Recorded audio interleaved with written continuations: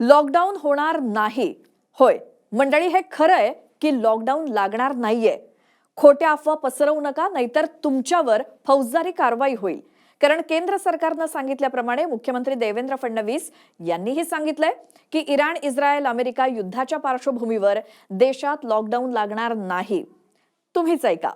Lockdown लागणार नाही हे केंद्र सरकारने जाहीर केलेलं आहे. जे लोक अशा अफवा पसरवता आहेत त्या सगळ्या लोकांवर फौजदारी कारवाई केली जाईल. मी स्पष्टपणे सांगतो, अशा पद्धतीच्या खोटी माहिती फेसबुक किंवा एक्स किंवा कुठल्याही सोशल मीडिया प्लॅटफॉर्मवर टाकणं किंवा अशा प्रकारच्या खोट्या पोस्ट या व्हॉट्सअपच्या माध्यमातून पुढे पाठवणं, तुम्ही फॉरवर्ड तरी केली तरी तो गुन्हा ठरेल. आणि हो, लोकांमध्ये अफवा पसरवणाऱ्यांवरती कठोर कायदेशीर कारवाई केली जाणार आहे.